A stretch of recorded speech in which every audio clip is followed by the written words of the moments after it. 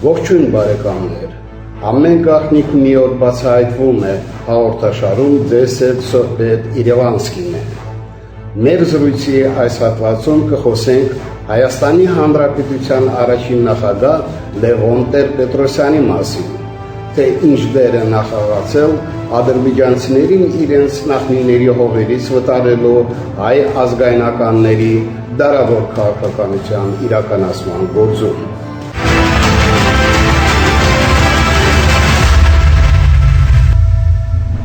Իրևանսկին իմ կեղծանունն է, որը ցույց է տալիս, որ ես ծագումով իրևանցի եմ,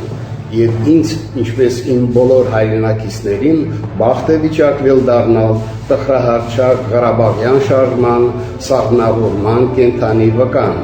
եւ վերապրել այն ողբերգությունը, որը այդ շարժումը բերեց մեր գլխի։ Բայց մինչև մեր զրույցը շարունակելը ուզում եմ ձեզ վստահեցնել, որ հայ ժողովրդի դեմ ոչ մի վատ բան չունեմ ասելու։ Ավելին, կարծում եմ, որ մենք ի վիճակի ենք խաղաղ գոյակցելու եւ զարգանալու մեր բարիդրացիական հարաբերությունները։ Սակայն Երևանի կողմից ցանցազերված եւ այնուհետեւ պատերազմի վերացված հակամարտություն ուղեկցվեց էթնիկ զտումներով, մարդու իրավունքների զանգվածային խախտումներով եւ այդ հանցագործությունները չպետք է անպատիժ մնան, հանուն մեր երկրի ժողովուրդների ապագա խաղաղ գոյակցության։ Համաշխարհային պրակտիկայում կան բազմաթիվ օրինակներ, երբ պետությունների ղեկավարները դատարանի առջև են կանգնել նմանատիպ հանցագործությունների համար։ Օրինակի համար բերեմ Սլովոդան Միլոշևիչին, Սերբիա, մեղադրվել է ցեղասպանության եւ ռազմական հանցագործությունների մեջ Բոսնիայում եւ Կոսովոյում էթնիկ զտումների համար։ Ռադովան Կարաչիչը եւ Ռատկո Մլաչիչը, Բոսնիայի Սերբիայի առաջնորդներ, դատապարտվել են Սերեբրենիցայի ջարդերի համար։ Եվ իրեշո Օմար Ալ-Բաշիրին, Սուդան, միջազգային քրեական դատարանը մեղադրել է Դարֆուրում մարդկության դեմ ուղղված հանցագործությունների համար։ Ուստի ես լիարժեք իրավունք ունեմ պահանջելու, որ այս ցուցակում ներառվի նաև Լևոն Տեր-Պետրոսյանի անունը, որի ղեկավարությամբ իրականացվել է հայ ազգայնական շրջանակների դարավոր քաղաքականությունը, այն է Հայաստան առանց թուրքերի։ Արդյունքում տեղի է ունեցել ադրբեջանական բնակչության փաստացի լիկվիդացում ներկայիս Հայաստանի Հանրապետության տարածքում, ինչ ուղեկցվել է սպանություններով, բռնություններով, ունեցվածքի կորստով։ Մի խոսքով, մեր ադրբեջանցիներից նկատմամբ Հայաստանում էթնիկ զտումներ են իրականացվել։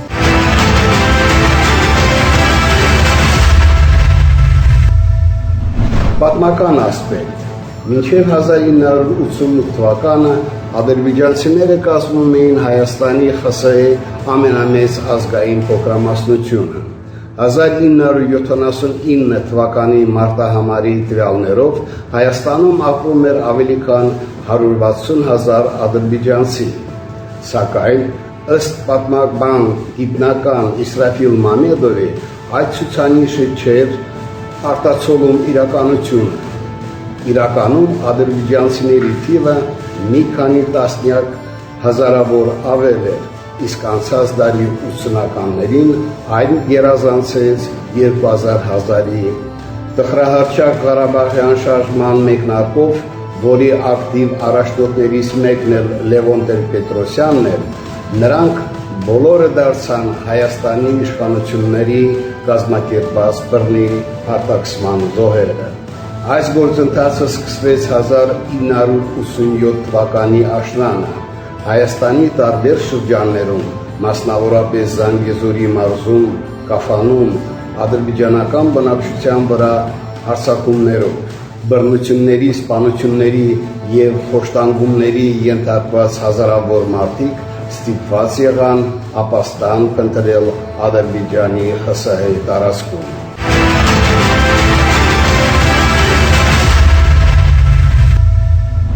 Իսկ որն է Լևոն Տեր-Պետրոսյանի դերը ադրբեջանցիների արտաքսման գործում։ Լևոն Տեր-Պետրոսյանն այդ տարիներին Հայաստանի առանցքային քաղաքական գործիչն էր։ 1988-ին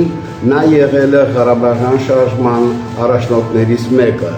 որն ակտիվորեն քարոզում էր մոնոէթնիկ Հայաստանի գաղափարը։ 1990 թվականին դարձել է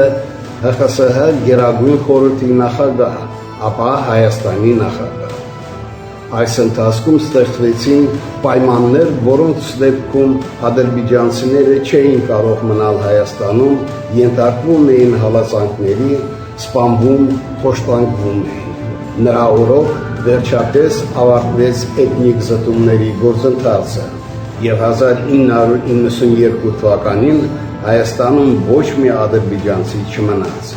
Այսպիսով Լևոն Տեր-Պետրոսյանը ոչ միայն չկանխեց այդ հանցագործությունները, այլև ուղղակիորեն նպաստեց այնպիսի պայմանների ստեղծմանը, որոնց դեպքում ադրբեջանցիների արտաքսում անխուսափելի դարձավ։ Շարժման շնորհիվ Հայաստանը եւ Լեռնային Ղարաբաղը լուծեցին մի խնդիր, որը 600 տարի հայ ժողովուրդը չէր կարողացել լուծել։ Հայաստանը եւ Արցախը դիոկտին մակրվեցին այրացիներից։ Նորից եմ կրկնում, սա 600 տարվա խնդիր էր եւ որի նշանակությունը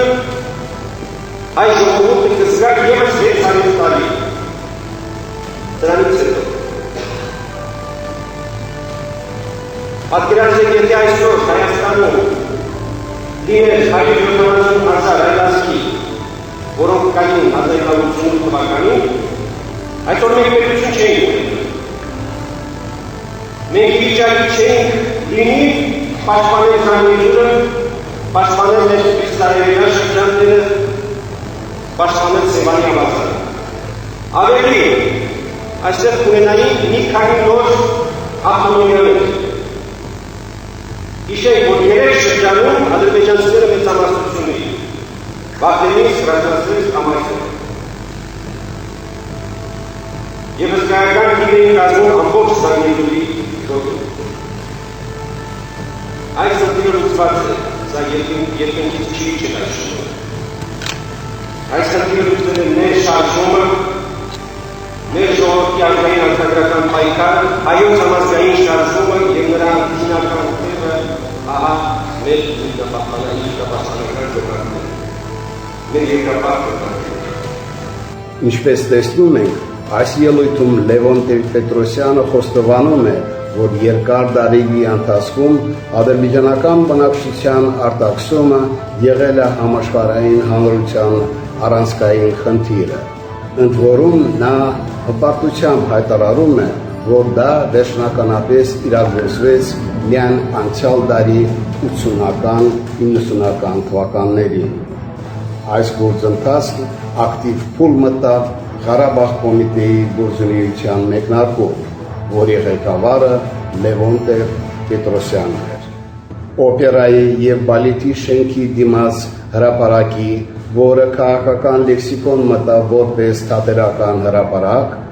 հրապարակում կոչից գլուխը կորցրած մարդիկ արագորեն կազմավորեցին կոմիտեի ակտիվիստների ջոկատներ, որոնք սկսեցին հալածել ադրբեջանական բնակչությանը Հայաստանի քաղաքներում եւ մարզերում։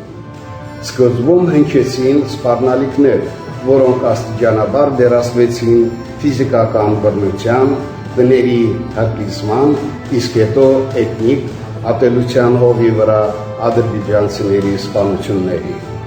Եվ այս ամբողջ գործընթացը ղեկավարում էր Ղարաբաղ կոմիտեն։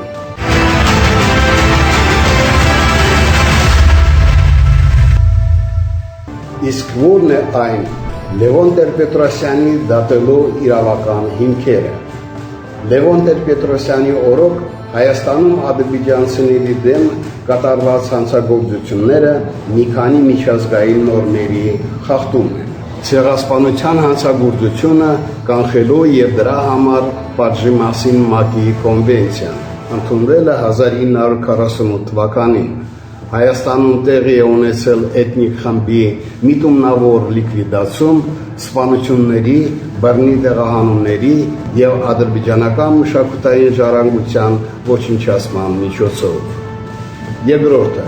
Ժնևի կոնվենցիա ընդունվել է 1949 թվականին։ Էթնիկ պատկանելիության հիման վրա քաղաքացիական անձանց բռնի տեղահանումը ռազմական հանցագործություն է։ Երրորդը միջազգային քրեական դատարանի Հռոմի կանոնադրություն 1998 թվական։ Էթնիկ զտումները համարվում են մարդկության դեմ ուղղված հանցագործություն եւ գտնվում են միջազգային քրեական դատարանի իրավասության ներքո։ Եվ ի վերջո չորրորդը մարդու իրավունքների եվրոպական կոնվենցիա։ Զանգվածային սպանությունները, խոշտանգումները եւ բռնի տեղահանումը խախտում են մարդու իրավունքները եւ կարող են հանգեցնել մարդու իրավունքների եվրոպական դատարանում գործի հարուցմանը։ Լևոն Տեր-Պետրոսյանի գործունեությունը խախտում է վերը նշված նորմերը, քանի որ նրա հանցավոր քաղաքականությունը հանգեցրեց Հայաստանից ադրբեջանական բնակչության լիովին արտաքսմանը։ Ուստի ես, որպես բռնության ենթարկված եւ իմ հարազատ հողը լքած անձ, իրավունք ունեմ պահանջելու եւ պահանջում եմ, որ Լևոն Տեր-Պետրոսյանը կանգնի միջազգային դատարանի առաջ, որպես մեր ընտանիքի եւ իմ հայրենակիցների դեմ էթնիկ զտումների գաղափարական ոգեշնչող եւ կազմակերպիչ։ Լևոն Տեր-Պետրոսյանը փաստացի բոցավառեց ադրբեջանցիների նկատմամբ ազգամիջյան ատելության կրակը, իսկ նրա հետևորդներ Ռոբերտ Քոչարյանն ու Սերժ Սարգսյանը, որպես Հայաստանի Հանրապետության ղեկավարներ, հետագայում դարձան Ղարաբաղում եւ Հայաստանի կողմից օկուպացված Ադրբեջանի այլ տարածքներում ադրբեջանցիների ջարդերի կազմակերպիչներն ու հեղինակները։ Բայց նրանց հանցավոր արարքների մասին ձեզ հետ կկիսվեմ հաջորդ թողարկումներում։ Իսկ հիմա ես պահանջում եմ, որ Լևոն Տեր-Պետրոսյանը կանգնի միջազգային քրեական դատարանի առջև։